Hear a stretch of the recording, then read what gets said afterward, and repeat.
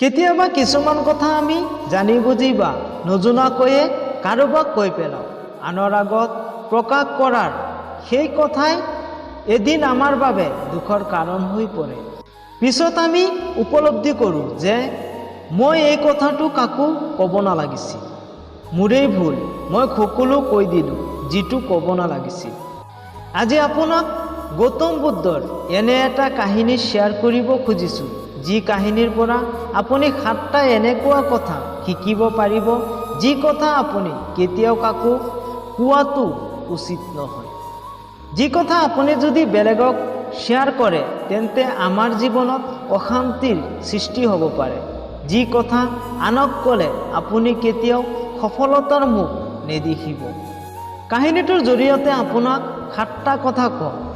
যদিও আপুনি যদি ভাবে যে এনে আৰু কথা আছে যিটো আনক শ্বেয়াৰ কৰিব নালাগে, তেন্তে আমাৰ সেই কথাও আমাৰ কমেণ্ট ছেকশ্যনত অনুগ্ৰহ কৰি প্ৰকাশ কৰিব। তেন্তে আহক কাহিনীটো আৰম্ভ কৰোঁ। এখন গাঁৱত পৰাণ নামৰ এজন যুৱক আছিল। যুৱকজন অতি দৰিদ্ৰ পৰিয়ালত বাস কৰিছিল। প্ৰয়োজনীয় খৰচখিনিও তেওঁ যোগাৰ কৰিব পৰা নাছিল। ভাত মুঠিৰ বাবে পৰাণে জীৱন মৰণৰ যুঁজ দিবলগীয়াও হৈছিল। কাম বিচাৰি দিনে নিশাই হাবাথুৰি খাই ঘূৰি ফুৰাৰ পিছতো সি কোনো কাম বিচাৰি পোৱা নাছিল। তাৰপিছত সি এদিন নিজৰ পত্নীক ক'লে, মই যি ঠাইলৈকে কাম বিচাৰি যাওঁ সকলোৱে মোক এটা কথাই কয়, আমাৰ ইয়াত তোমাৰ বাবে কোনো কাম নাই। কাম বিচাৰি বিচাৰি মই ভাগৰি পৰিছোঁ। মই ভাবি পোৱা নাই তোমালোকৰ পেটৰ ভাতমুঠি মই কিদৰে যোগাৰ কৰি দিম, আমাৰ সন্তানক কেনেকৈ পোহপাল দিম, কিদৰে সিহঁতক ডাঙৰ মানুহ কৰিম, মই এই চিন্তাই মোক খুলি খুলি খাইছে। পৰাণৰ কথা শুনি তেওঁৰ পত্নীয়ে কিছুপৰ ভাবুক হৈ থাকি ক'লে, তুমি এজন মানুহৰ ওচৰলৈ এবাৰেই কাম বিচাৰি গৈছা। যেতিয়া মানুহজনে কাম নিদিওঁ বুলি কয়, তুমি আৰু তেওঁৰ ওচৰলৈ দ্বিতীয়বাৰ কেতিয়াও যোৱা নাই। যদি তোমাক কাম লাগে তেন্তে তেওঁৰ ওচৰত তুমি সহানুভূতি দেখুৱাব লাগিব। তেওঁৰ পৰা তুমি সহানুভূতি আদায় কৰিব লাগিব। নিজৰ দৰিদ্ৰতাৰ কথা প্ৰকাশ কৰিব লাগিব। সমস্যাৰ কথা বুজাব পাৰিব লাগিব, যাতে তেওঁ তোমাৰ ওপৰত দয়া উপজে। যদি তোমাক কাম লাগে তেন্তে লাজ চৰম ত্যাগ কৰি তেওঁৰ ওচৰত উপায়হীন অৱস্থাটো দেখুৱাব লাগিব। লাগিলে তুমি ভৰিতো পৰিবলৈ বাধ্য হ'বা। এই উপায়েৰেহে তুমি কাম পাব পাৰিবা। পত্নীৰ কথাই পৰাণৰ মূৰত ভালকৈ ঠাই ল'লে। পিছদিনা সি কাম বিচাৰি সেই জমিদাৰজনৰ ওচৰলৈ গ'ল, যাৰ ওচৰলৈ দুদিন পূৰ্বেও তেওঁ কাম বিচাৰি গৈছিল। এইবাৰ তেওঁ সেই জমিদাৰজনৰ ওচৰত হাতযোৰ কৰি প্ৰাৰ্থনা কৰিলে। জমিদাৰজনক কাকতি মিনতি কৰি ক'লে, তেওঁ যে দুবেলা দুমুঠিৰ বাবে হাহাকাৰ কৰিবলগীয়া হৈছে, তেওঁক যে এটা কামৰ খুবেই প্ৰয়োজন হৈছে। জমিদাৰজনে তেওঁক যি কামেই দিয়ে সেই কামেই যে তেওঁ কৰিবলৈ সাজু আছে, সেই কথা বহুত দুখেৰে প্ৰকাশ কৰিলে।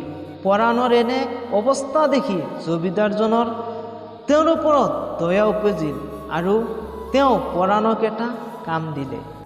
তাৰপিছত পৰাণে সদায় জমিদাৰজনৰ ঘৰত কাম কৰিবলৈ যোৱা আৰম্ভ কৰিলে। কাম এটা লাভ কৰি তেওঁ সুখী হৈছিল, যদিও তেওঁৰ মনত কিছু অসন্তুষ্টিও আছিল, কাৰণ বাকীসকল বনোৱাতকৈ তেওঁৰ বেতন খুবেই কম আছিল। এনেকৈয়ে কাম কৰি আনসকলে যিমান বেতন লাভ কৰিছিল তাৰ তুলনাত পৰাণে সামান্য বেতনহে লাভ কৰিছিল। কিছুদিন এনেকৈয়ে কাম কৰাৰ পিছত এদিন সি জমিদাৰজনক বেতন কমকৈ দিয়াৰ কথাটো ক'লে। তেতিয়া জমিদাৰজনে পৰাণক খঙেৰে ক'লে, চোৱা, তোমাক এটা কামৰ প্ৰয়োজন আছিল, সেইবাবে তোমাক মই এটা কাম দিছিলোঁ। মোক তোমাৰ প্ৰয়োজন নাছিল, কিন্তু তোমাৰ অসহায় অৱস্থাটো দেখিহে তোমাক মই কামত ৰাখিছিলোঁ। তুমি মোক কৃতজ্ঞতা জনোৱাৰ সলনি অভিযোগ দিছা যে তুমি কেনেকুৱা মানুহ। জমিদাৰজনৰ কথা শুনি পৰাণ একদম চুপ হৈ গ'ল। কথাটো মিছাও নহয়। জমিদাৰজনে তেওঁৰ অৱস্থা চাইহে কাম দিছিল আৰু সেইবাবে পৰাণক জমিদাৰজনে ইচ্ছামতে বেতন দিছিল। এনেকৈ আৰু কিছুদিন যোৱাৰ পিছত পৰাণে লাহে লাহে তাৰ বন্ধুবৰ্গ আৰু সহকৰ্মীসকলক তেওঁৰ লগত যে জমিদাৰজনে অন্যায় কৰিছে এই কথাটো ক'বলৈ ধৰিলে। জমিদাৰজনৰ সমালোচনা কৰা আৰম্ভ কৰিলে। ইজন সিজনকৈ কথাবোৰ বাগৰি গৈ থাকিল। সময় পাৰ হৈ গৈ আছিল। পৰাণেও নিজৰ কাম নিষ্ঠাৰে কৰি গৈ আছিল। পৰাণৰ পৰা পূৰ্বৰ তুলনাত জমিদাৰজনে বেছি কাম আদায় কৰিবলৈ ল'লে। ইমান কম বেতন লাভ কৰি ইমান বেছি কাম কৰিবলগীয়া হোৱা কথাটো পৰাণে একেবাৰে সহজভাৱে ল'ব পৰা সি মনত বহুত দুখ পাই আছিল। লাহে লাহে পৰাণৰ সেই কামটোৰ পৰা মন আঁতৰিবলৈ ধৰিলে। কাম কৰিবলৈ তাৰ মন নোযোৱা হ'ল। স্বাভাৱিক কথা, এনেকুৱা পৰিস্থিতিতনো কাৰ কাম কৰিবলৈ মন যাব। য'ত আত্মসন্মানক ভৰিৰ তলত ৰাখিবলগীয়া হয় সেই কাম কৰাতকৈ ভোকত থকাই ভাল। এই কথা ভাবি পৰাণে সেই কাম ত্যাগ কৰিলে। পৰাণৰ ঘৰখন আকৌ আগৰ অৱস্থালৈ ঘূৰি গ'ল। দুবেলা দুমুঠিৰ বাবে আকৌ যুঁজ আৰম্ভ হ'ল। সি তাৰ বন্ধু আত্মীয়ৰ পৰা সহায় বিচৰা আৰম্ভ কৰিলে। কিন্তু তাৰ দুখৰ সমস্যাৰ সকলোৱে সমভাগী হোৱা দেখুৱালেও তাক সহায় কৰিবলৈ কোনো আগবাঢ়ি অহা নাছিল। কাম এৰাৰ পিছত পৰাণৰ অৱস্থাটো দেখি সকলোৱে হাঁহিবলৈ ধৰিলে। তাক লৈ সকলোৱে ঠাট্টা কৰা আৰম্ভ কৰিলে। কি মূৰ্খ ই, জমিদাৰজনে ইমান কাম কৰোৱালে কিন্তু বেচেৰাটোক এটকাও নিদিলে। এতিয়া আমি যদি ইয়াক ধাৰ দিওঁ ই বেচেৰাই ক'ত পৰিশোধ কৰিব পাৰিব। এনেদৰে সকলোৱে তাক হাঁহিবলৈ ধৰিলে। পৰাণৰ অৱস্থা দিনক দিনে বেয়াতকৈ বেয়াৰ ফালে গতি কৰিলে। দুখ বেদনাত একেবাৰে ভাঙি পৰিল সি। সেইসকল বন্ধু, সেইসকল আত্মীয় যি তাক সহায় আপোন বুলি দেখুৱাই তেওঁলোকেই বিপদৰ সময়ত পিঠি দিলে। যি কেৱল তাক দয়াৰ পাত্ৰ বুলিহে ভাবিলে। সকলোৱে কেৱল তাক জ্ঞান দিলে কিন্তু বিপদত লগ দিয়াৰ সময়ত সকলোৱে আঁতৰি গ'ল। এয়া স্বাভাৱিক কথা। আমাৰ জীৱনটো জ্ঞান দিয়াৰ মানুহ বহুত আছে কিন্তু সহায় কৰা, আঙুলিত ধৰি হাতত ধৰি আগুৱাই নিয়া মানুহ কিমানজন আছে। এদিন পৰাণে গম পালে যে ওচৰৰ গাঁওখনলৈ এজন বৌদ্ধ ভিক্ষু আহিছে যি বহুত জ্ঞানী। পৰাণৰ এনে অৱস্থা হৈছিলগৈ যে সি কৰিছে কি, ভাবিছে কি নিজেও একো ধৰিব পৰা নাছিল। একো ভাবি শুনি নাপায় সি বৌদ্ধ ভিক্ষুকজনৰ কাষ পালেগৈ। বৌদ্ধ ভিক্ষুকৰ ওচৰলৈ গৈ সি চিধাই তেওঁৰ ভৰিত পৰি জোৰ জোৰকৈ কান্দিবলৈ ধৰিলে। কান্দি কান্দি সি তাৰ জীৱনৰ সকলো সমস্যাৰ কথা বৌদ্ধ ভিক্ষুকক প্ৰকাশ কৰিলে। কিদৰে জমিদাৰজনে তাক কাম কৰাই উপযুক্ত বেতন নিদিলে, কিদৰে বিপদৰ সময়ত তাক বন্ধুবৰ্গ আত্মীয়ই লগ নিদিলে, এই সকলো কথা তেওঁৰ আগত প্ৰকাশ কৰিলে। সকলো কথা শুনি বৌদ্ধ ভিক্ষুৱে তাক শান্ত কৰিলে। তোমাৰ জীৱনৰ এই গোটেই সমস্যা তোমাৰ বুদ্ধিহীনতা, তোমাৰ মূৰ্খতাৰ বাবেই উদ্ভৱ হৈছে। যদি তোমাৰ মাজত বিবেক বুদ্ধি থাকিলেহেঁতেন তেন্তে এই সমস্যাবোৰে তোমাক আজি এই পৰ্যায়লৈ নানিলেহেঁতেন, তোমাৰ আজি এই অৱস্থা নহ'লহেঁতেন।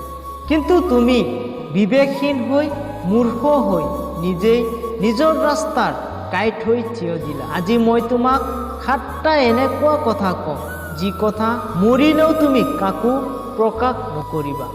এই কথাখিনি তুমি অনুসৰণ কৰিলে তুমি সকলো দুখৰ পৰা মুক্ত হ'ব পাৰিবা।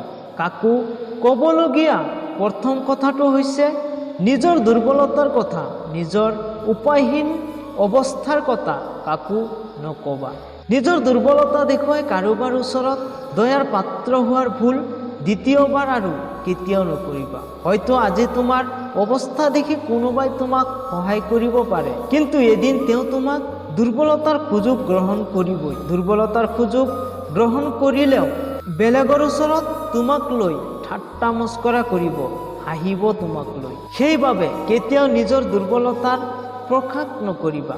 যদি ঘৰত খাবলৈ একো নাথাকে, পেটত গামোচা মাৰি থাকিবা, কিন্তু তোমাৰ অৱস্থাৰ কথা কৈ কাৰোৰ পৰা দয়া আদায় কৰিব নিবিচাৰিবা।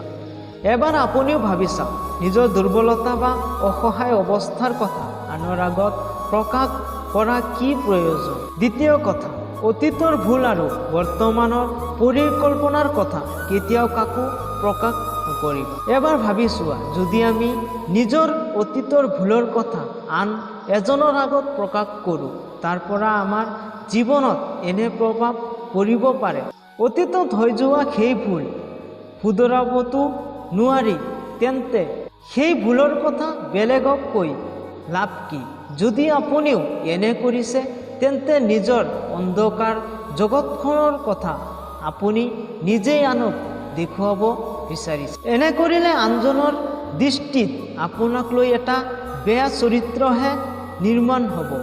আপোনাৰ বৰ্তমানৰ চৰিত্ৰটোৰ কথা তেওঁ পাহৰি অতীতৰ কথা ভুল বা সেই মানুহটোক বুলিহে আপোনাক বৰ্তমান তেওঁ গ্ৰহণ কৰিব। আপুনি বৰ্তমান যিমানেই ভাল কাম নকৰক, যি আপোনাৰ অতীতটো জানে, তেওঁ আপোনাক অতীতৰ মানুহজনৰ দৰেই ব্যৱহাৰ কৰিব। সেইবাবে যিকোনো মানুহৰ ওচৰত অতীতৰ কথা কৈ নিজৰ চৰিত্ৰহানি নকৰিব। একেদৰে ভৱিষ্যতৰ পৰিকল্পনাৰ কথাও ভুলতো কাকো নক'ব। যাক আপুনি পৰিকল্পনাৰ কথা ক'ব, তেওঁ আপোনাক সেই ক্ষেত্ৰত সহায় নকৰে, কিন্তু আপোনাৰ পৰিকল্পনাত যিকোনো প্ৰকাৰে বাধা হৈ থিয় দিবই। এই কথাটো আজি মনত ৰাখক। পোনপটীয়াকৈ নহ'লেও আওপকীয়াকৈ হ'লেও তেওঁ আপোনাৰ কামত ব্যাঘাত জন্মাবই। আপুনি যদি পৰিকল্পনাৰ কথা আনক কয়, হয়তো তেওঁ আপোনাতকৈ আগতে সেই কাম কৰি পেলাব পাৰে। আপোনাৰ লগতো এনেকুৱা হৈছে নেকি ভাবি চাওক। আপুনি কাৰোবাক নিজৰ প্লেনিঙৰ কথা শ্বেয়াৰ কৰিছিল নেকি?